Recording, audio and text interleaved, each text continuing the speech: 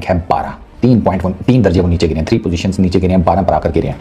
13वें number के ऊपर उन्हीं के साथी, उन्हीं के हमदम, उन्हीं को अपना कप्ताना मेरी जानना मानने वाले मोहम्मद रिजवान हैं। तो करण अर्जुन यहाँ पर भी साथी हैं।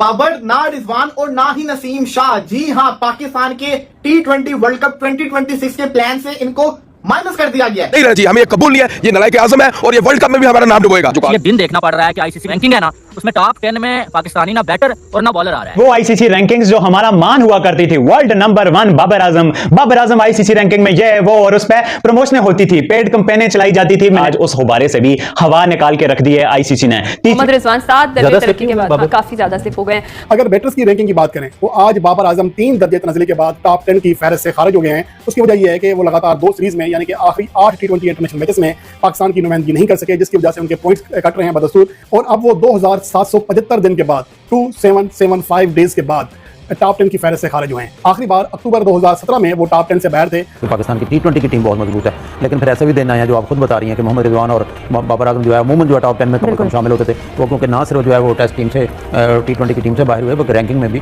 टॉप 10 से निकल गए। उनके अलावा तो पहले भी कोई नहीं था। फखर जमा किसी ज़माने में होते थे, कुछ अरका शाहीन अफरीदी बॉलिंग में रहे T20 में, अब वो भी बहुत पीछे चले गए। ज़्यादातर प्लेयर की तनज़्ज़ुली हुई है हाल। अच्छा, टेस्ट क्रिकेट में बाबर आजम ऑलरेडी 21वें नंबर पर है और ओडीआई क्रिकेट में वो राइट एट द टॉप हैं, पहले 2 में, सेकंड नंबर के ऊपर। ठीक है, बाबर आजम की ये जो गिरान मजीद हुई है, इसमें डेफिनेटली उनकी जो रिसेंट T20 इंटरनेशनल में परफॉर्मेंसेज हैं उनका बड़ा अमल दखल है। स्कोर्स कोई नहीं खास हो रहे बाबर आजम से। पाकिस्तान सुपर लीग में भी बाबर आजम के सिर्फ 288 रन हैं, जिसमें 36 की बैटिंग एवरेज है, 36 की स्ट्राइक रेट 128 का। ठीक है, 36 की बैटिंग एवरेज, स्ट्राइक रेट 128 का।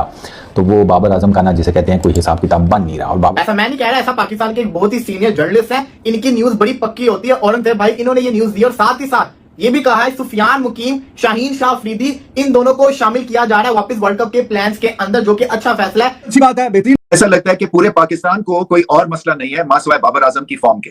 और खैर क्रिकेट क्योंकि हमारी रगों में बसती है, पता नहीं कितनी देर तक बसेगी अगर इसी तरह से मैचेस हारते रहेंगे। बाबर आजम के फैंस के लिए एक और बुरी खबर।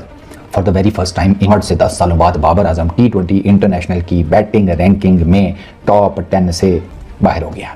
और इनके जो सोशल मीडिया की जो फैन है या इनकी सोशल मीडिया की जो आर्मी है वो इनको किंग कहते कहते नहीं थकती है। रमीज राजा भी कहते रहे कि जनाब बाबर आजम इतना अच्छा खेलता है कि मैं इससे शादी कर लूं। लड़ रहा है कप्तान से, बाबर लड़ रहा है हेड कोच से। बाबर कौन है? बाबर मेरे मुंह आगे मैं उसको ठुटे मारूं तो पाकिस्तान को 4 साल से जलील करवा रहा है। अब तो खुदा का नाम है बाहर हो जा टीम से। हम भी लेना चाहिए इसका। तो मैं कहता हूं ये टट्टू आजम जो है ना, इसको वैसे उठा के फेंक देना चाहिए। ये बहुत ही ठीक हो रहा है कि इनकी जो रैंकिंग जो तगमे शगमे है ये सब इनसे वापस लेने चाहिए। तो पहली दफा कोई पौने, हालांकि जब ये टॉप पे भी थे तो पाकिस्तान का कोई बहुत फायदा नहीं हुआ, तो अगर अभी बाहर टॉप 10 में से निकल भी गया तो भी क्या फर्क पड़ता है? इसका जिम्मेदार बोर्ड भी है, लेकिन मैं बोर्ड पुराने वाले बोर्ड पे ज्यादा जाऊंगा क्योंकि ये रैंकिंग कोई अभी नहीं बनी है। ये काफी अरसे से हम लोगों की परफॉर्मेंस जो है वो खराब होती गई। सारे इसके जिम्मेदार हैं, ऑफिशियल्स भी हैं, सब लोग हैं। हाल ही में T20 रैंकिंग में टॉप पोजीशन पर बराजमान रहने वाले बाबर आजम 7 साल 6 माह और 7 दिन के बाद बिलाखिर टॉप 10 की फहरिस्त से खारिज हो गए हैं। बाबर आजम को जब जब प्रेशर आता है देखते हैं उस तरह से परफॉर्म नहीं करते, इस तरह को किंग कहा जाता है। और अभी इनकी रैंकिंग भी जो है इसमें डिक्लाइन आया इनकी रैंकिंग में। बाबर आजम को बतौर बैट्समैन आप कैसा रेट करते हैं? पाकिस्तानी क्रिकेट टीम जिस तरह आपको पता है कि क्रिकेट खेल रही है, जिस तरह की घटिया किस्म की परफॉर्मेंस दे रही है, तो ऑब्वियसली बात है कि वो जो प्लेयर्स भी कुछ करेंगे, जो बाबर आजम साहब कुछ करेंगे, वो रिजल्ट्स तो आपके सामने आएंगे। ये रैंकिंग कादिर बहुत ऑथेंटिक तरीके से हो रही है जब से जेशा साहब जो है वो ओहदे पर आए। नहीं, इसमें कोई चीज नहीं होती। रैंकिंग जो है वो पॉइंट्स के हिसाब से, फिर आपकी परफॉर्मेंस के हिसाब से होती है। बाबर आजम की गुज़श्ता 18-19 इनिंग्स में जो है वो परफॉर्मेंस अच्छी नहीं है, जिसकी वजह से उनकी रैंकिंग ड्रॉप हुई है। आज जो हमने T20 रैंकिंग देखी है जो जारी हुई है, उसमें कोई प्लेयर्स हमारा शामिल नहीं है, बॉलिंग, बैट्समैन या अगर फील्डर्स की भी बात की जाए, और इसके साथ साथ ओवरऑल जो टीम है वो भी 8वें नंबर पर रही है। तो ये पाकिस्तान टीम के लिए यकीनन बहुत परेशानकुन सिचुएशन है। देखें बदकिस्मती से जो हालिया साल गए हैं पाकिस्तान T20 के लिए वो बहुत ही बदतरीन गए। पहुंचाया कि जी इस मैच में आपको टॉस जीतकर ऐसा करना है। सरफराज ने वो नहीं किया और ज़ाहिर उनका अकेले का डिसीजन था नहीं, बहुत सारे लोग इसमें इन्वॉल्व थे। उसके बाद सरफराज ज़ेरे अताब आए, उन आला शख्सियत ने कहा कि इसको कप्तानी से हटाओ। हालांकि पता नहीं कितनी सीरीज वो जीते हुए थे, बाकायदा प्लान किया गया कि उनको फिर उसके बाद कैप्टनसी से वो हटे। वहां से ग्रेजुअली हमारी टीम खराब होना शुरू हुई। कुछ नहीं, नथिंग है। और बाबर आजम की जो फॉर्म है वो आपके सामने है और ये उसी फॉर्म, गिरती हुई फॉर्म के सारे शाखसाने हैं और कुछ भी नहीं है। तो वो बाबर आजम का, हालांकि अभी मैं उस दिन भी आपको कह रहा था कि T20 इंटरनेशनल कैरियर ख़त्म नहीं हुआ। माइक हैसन ने बड़ा क्लियर कट कह दिया कि ऐसा नहीं है, कि वो बिल्कुल ही हमारे प्लान्स का हिस्सा नहीं है। अगर प्लान्स का हिस्सा ना होते तो ये जो भी कैंप लगा ICC के अंदर, उसमें वाइट बॉल क्रिकेट से रिलेटेड, स्पेशली T20 क्रिकेट से रिलेटेड, तो उसमें बाबर और रिजवान क्या कर रहे हैं फिर? तो ऐसा नहीं है कि बाबर का इन पर्टिकुलर अगर हम बात करें तो कैरियर फिनिश हो गया, नहीं। बाबर की कुछ जगहों के कुछ मतलब उनको अपनी चेंजेस करनी पड़ेंगी बैटिंग टेक्निक में ना सही तो माइंडसेट में आप कह लें। 2011 का सेमीफाइनल से बाहर हुआ, उसके बाद आपकी क्या परफॉर्मेंस थी आपको याद होगी। तो पाकिस्तान बड़ा कमबैक हुआ था वर्ल्ड कप के अंदर, उसमें बाबर रिजवान का बड़ा जोर था, नसीम शाह का भी। चलो बाबर और रिजवान माइक हैसन के क्राइटेरिया में पूरे नहीं उतरते क्योंकि वो स्लो खेलते हैं। नसीम शाह बेशक अभी वो आउट ऑफ फॉर्म है, लेकिन है तो वो हमारा मेन बॉलर।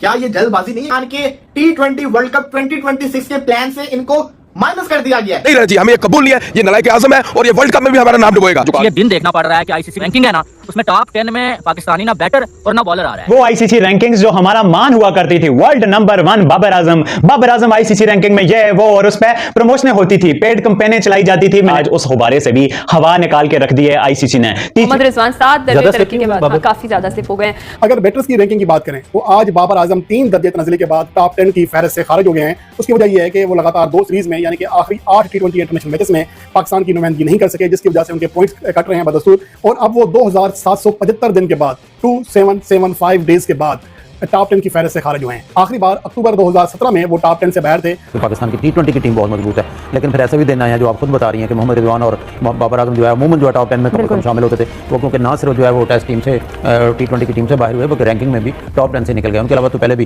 कोई नहीं था। फखर जमा किसी ज़माने में होते थे, कुछ अर्सा शाहीन अफरीदी बॉलिंग में रहे T20 में, अब वो भी बहुत पीछे चले गए हैं। ज़्यादातर प्लेयर की तनज़्ज़ुली हुई है हाल। अच्छा, टेस्ट क्रिकेट में बाबर आजम ऑलरेडी 21वें नंबर पर है और ओडीआई क्रिकेट में वो राइट एट द टॉप हैं, पहले 2 में सेकंड नंबर के ऊपर। ठीक है, बाबर आजम की ये जो गिरान मजीद हुई है, इसमें डेफिनेटली उनकी जो रिसेंट T20 इंटरनेशनल में परफॉर्मेंसेज हैं उनका बड़ा अमल दखल है। स्कोर्स कोई नहीं खास हो रहे बाबर आजम से। पाकिस्तान सुपर लीग में भी बाबर आजम के सिर्फ 288 रन हैं, जिसमें 36 की बैटिंग एवरेज है, 36 की स्ट्राइक रेट 128 का। ठीक है, 36 की बैटिंग एवरेज, स्ट्राइक रेट 128 का।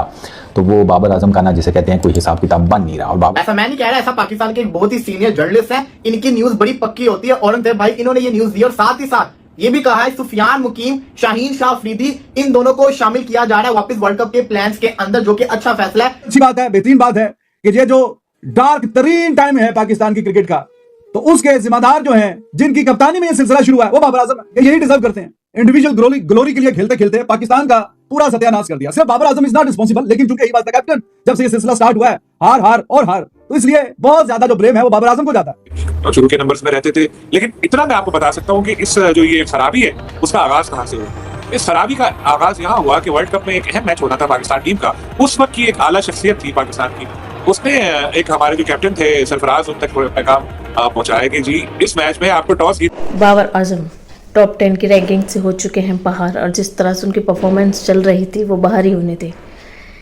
पता नहीं किंग किस हिसाब से बोलते हैं लोग, वैसे तो उन्हें घंटे का किंग भी बोलते हैं, बट मुझे तो लगता वो कुछ भी है ही नहीं यार। इतना जो पाकिस्तान का नाम डुबो रखा है, पाकिस्तान इतने दुखी हैं। कोहली से तुलना करने चले थे, कोहली ही है।